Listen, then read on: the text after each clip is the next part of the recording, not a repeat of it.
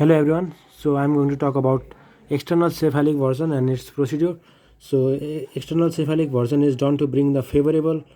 cephalic pole in the lower pole of uterus, and its indication are breech presentation and transverse lie. And the uh,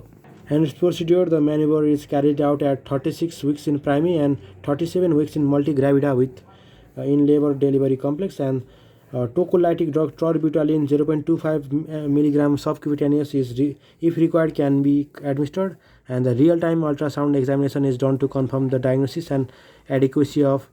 amniotic fluid volume, and uterine anomalies to be ruled out, and reactive anesthesia should precede the maneuver.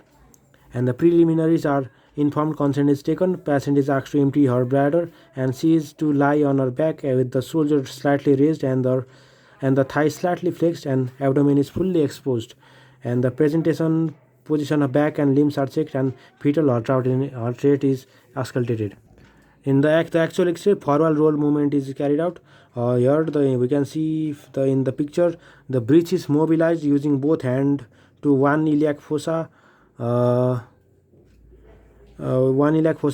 towards which the back of the fetus lies, and the podalic pole is grasped by the right hand in a manner that of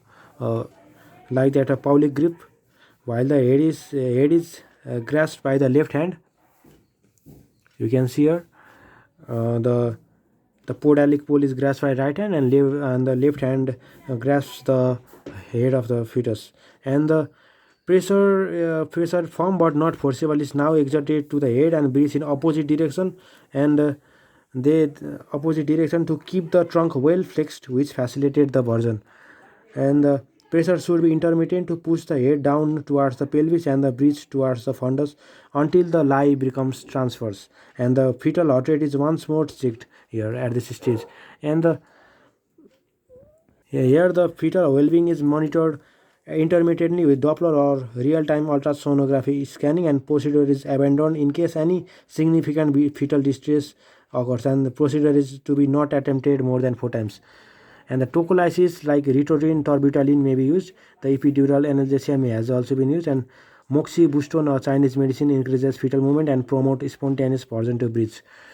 And now a hand is changed one after another to hold the fetal pose to prevent the crossing of hand. The intermittent pressure is exerted till the head is brought back to the lower pole of the uterus.